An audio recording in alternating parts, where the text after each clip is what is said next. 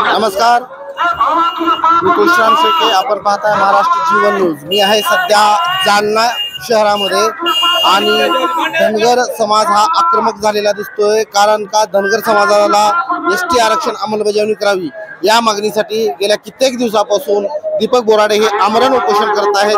त्यांची प्रकृती सुद्धा खालावली होती, परंतु आज जवळपास 10 ते 15 लाख जनसागर उसळलेली प्राथमिक माहिती आहे, प्राथमिक अंदाज आहे.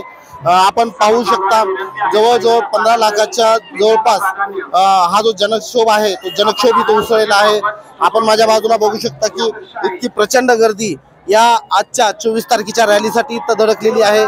परंतु आज जिल्हाधिकाऱ्यांना निवेदन सुद्धा देण्यात आलेलं आहे. दीपक बोराडे यांनी त्यांचं मनोगत सुद्धा इथं व्यक्त केलेलं आहे. आपण त्याच पार्श्वभूमीवर आलेल्या समाज बांधवांना चर्चा करणार आहोत की नेमकं काय मागणी आहे, कशासाठी आलेत. काय सांगाल दादा, कुठून आलात तुम्ही? मी संभाजीनगर, गांधीली संभाजीनगरवरून आलेलो आहे. माझं नाव गोविंद चोरमले आहे.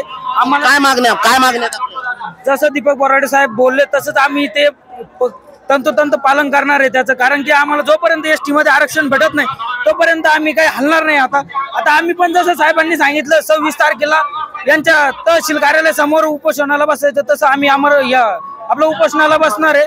आणि त्याच्यानंतरची पुढचं जे काय बोलतील दीपक सर तसं त्याचं पालन करणार आम्ही. काय सांगाल, कुठून आलात तुम्ही, काय मागण्या? आम्ही आंबडून आलेलो आहे.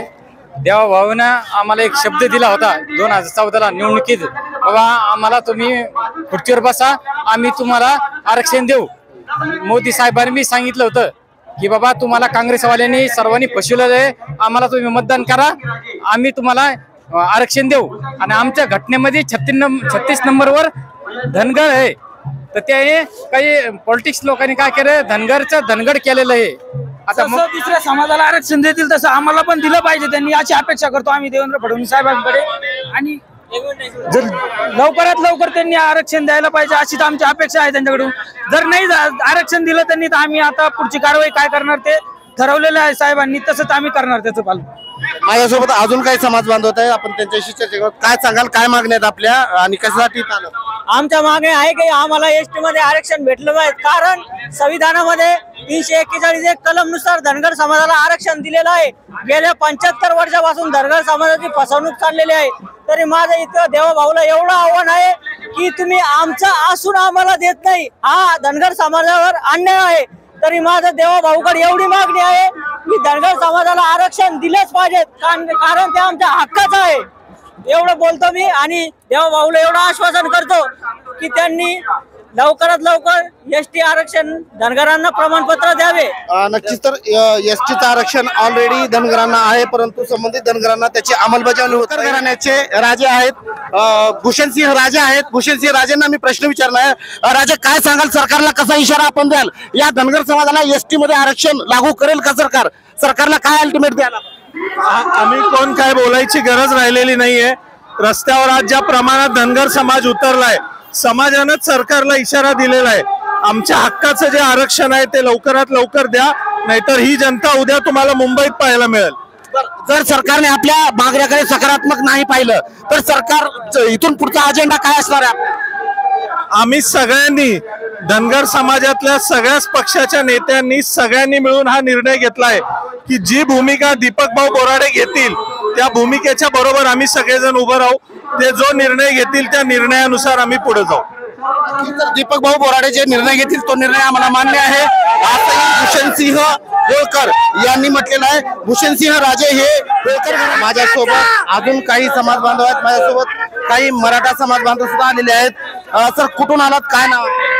लातूर जिल्ह्यातून कासारखेडा गावातून आलेलो आहे. मला एक सांगा, आपण मराठा समाजाचे कार्यकर्ते आहात, आपण अगदी मनोज जरांगे पाटील यांच्या सोबत सुद्धा त्यांच्या ताफ्यामध्ये होतात.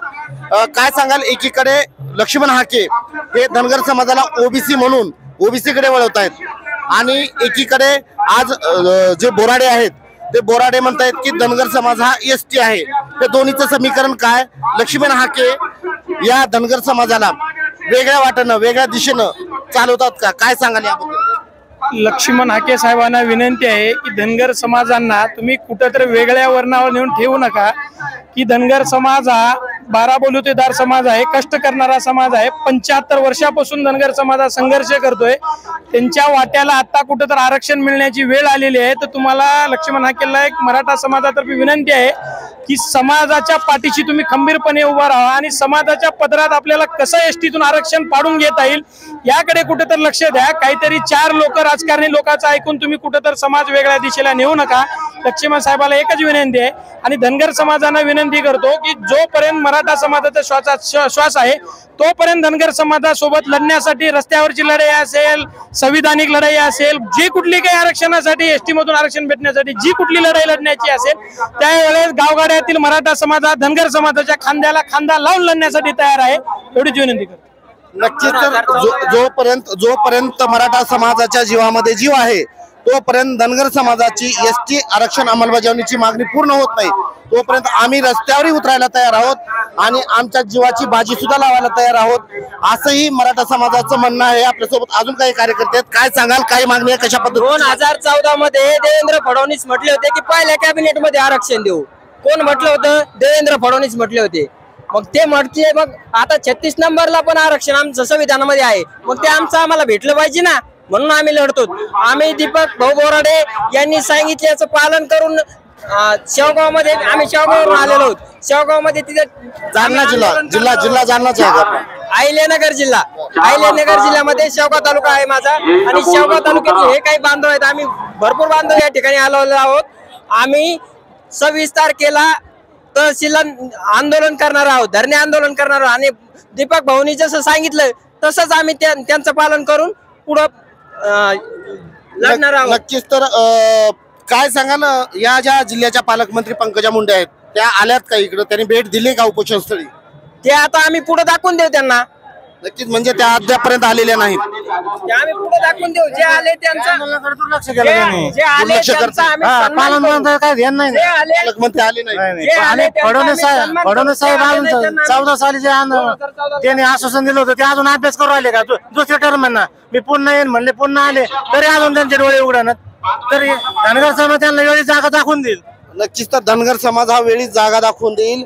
अद्यापर्यंत या जिल्ह्याच्या पालकमंत्री पंकजा मुंडे इकडे फिरकल्या सुद्धा नाहीत असाही आरोप धनगर समाज बांधवाकडून होत आहे. परंतु पालकमंत्री का फिरकले नाहीत, पालकमंत्र्यांना कुणाची भीती आहे का, असेही वेगवेगळे प्रश्न निर्माण होत आहेत.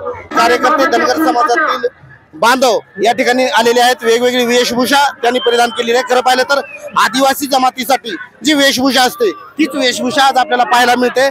काय सांगाल दादा, आपण कुठून आलात? मी बदनापूर तालुक्यातून आलेलो आहे, कडेगाव या गावातून. आपल्या हातामध्ये हा भाला आहे, गोंगडी आहे. एक आदिवासी समाजामध्ये जी वेशभूषा असते ती वेशभूषा आपल्याला दिसते.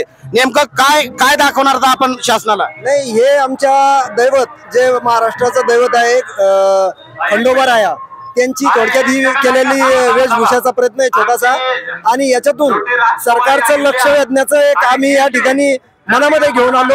गेल्या 8 दिवसापासून आमचे समाज बांधव माननीय दीपक भाऊ बोराडे या ठिकाणी उपोषणाला बसलेले आहे. शासन स्तरावर, प्रशासकीय स्तरावर आणि सरकारनं आतापर्यंत विशेष कुठलीही भूमिका या ठिकाणी घेतलेली दिसली नाही. त्यामुळे आज महाराष्ट्रभरातून कानाकोपऱ्यातून सर्वसामान्य धनगर समाज बांधव या ठिकाणी या उपोषणाला पाठिंबा देण्यासाठी आणि एसटी आरक्षण अंमलबजावणी लवकरात लवकर व्हावं यासाठी इशारा देण्यासाठी या मोर्चात सहभागी झालेले. नक्कीच. तर आदिवासी समाज बांधव या भाल्याचा वापर, या बर्चाचा वापर वेगवेगळ्या शिकारी करण्यासाठी, वेगवेगळे हंट करण्यासाठी वापरतो. आज आपण भाला आणलाय, नेमका हा भाला शासनाला कशा पद्धतीचा इशारा देतोय? आम्ही लढाऊ वृत्तीचे क्षेत्रीय लोक आहे, 108 कुळी धनगर आम्ही आहोत. त्यामुळं आमच्या पूर्वजांचा हा शस्त्राचा एक पहिल्यापासून वापरण्याचा भाग आहे आणि सरकारला आम्ही हा इशारा देऊ इच्छितो की धनगर समाज बांधवांची आता शांततेची एक मर्यादा संपत चाललेली आहे. धनगर समाज हा शांत आहे पण संत नाही, हे आपण समजून घेतलं पाहिजे. येणाऱ्या काळामध्ये हा समाज भाला काय, त्रिशूळ काय, तलवार काय, काही पण घेऊन रस्त्यावरती उतरून सरकारच्या विरोधात जसं डॉक्टर बाबासाहेब आंबेडकरांनी आजच्या संविधानामध्ये लढायचा अधिकार दिला त्या पद्धतीने लढाई लढणार. नक्कीच. तर हा समाज संविधान रूपी भाला, संविधान रूपी त्रिशूल आणि संविधान रूपी तलवार घेऊन सुद्धा रस्त्यावर उतरायला तयार आहे.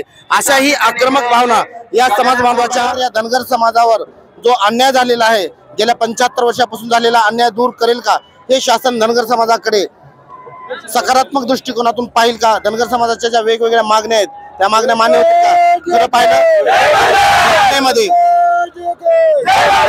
घटनेमध्ये परिच्छेद 2 मध्ये 36व्या क्रमांकावर धनगर समाजाची एसटी मध्ये नोंद आहे. खरं पाहिलं तर धनगड आणि धनगर रचा ड करून या समाजाला फसवलं जाते असाही आरोप या समाजामधून होत आहे.